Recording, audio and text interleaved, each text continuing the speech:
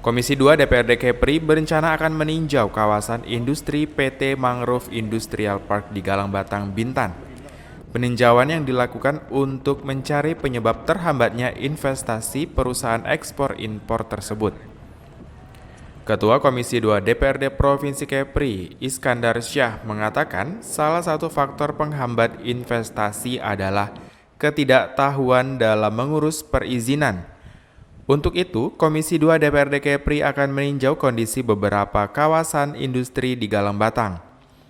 Upaya ini dilakukan untuk mendukung iklim investasi di Kepri. Untuk berkunjung di daerah Galang Batang, kan mimpi di Galang Batang termasuk terkait dengan PT BAI ya di kawasan ekonomi khusus gitu ya.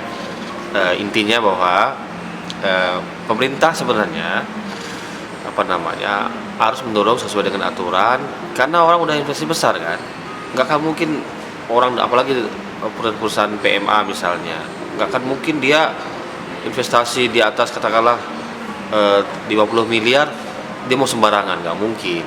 Nah, bisa jadi orang-orang yang ngurusin ini yang lompat-lompat gitu. Nah, ini yang perlu kita benahi dan kita rapi. Sebelumnya, Chairman Taihe Group Suni Sukardi sesalkan lambannya pengurusan izin di wilayah Kabupaten Bintan. Kondisi ini disebut cukup menghambat investasi. Ia berharap Satgas Percepatan berusaha segera turun ke daerah. Suni Sukardi menyebutkan komitmen pemerintah untuk mendorong percepatan investasi masih terkendala sinergitas aturan di tingkat pusat dan daerah. Ia mencontohkan persoalan pemetaan kawasan dan rencana tata ruang yang belum optimal.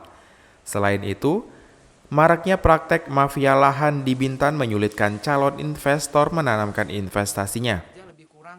Senada dengan itu, CEO PT Mangrove Industrial Park Edi Jafar mengatakan saat ini pihaknya melakukan pengurusan perizinan melalui Badan Koordinasi Penanaman Modal, Satgas Percepatan Investasi untuk menyelesaikan penyebab terhambatnya investasi. Taihe Group tengah mengembangkan 2 kawasan dengan nilai investasi mencapai ratusan juta US dollar di wilayah Batu Licin dan Galang Batang.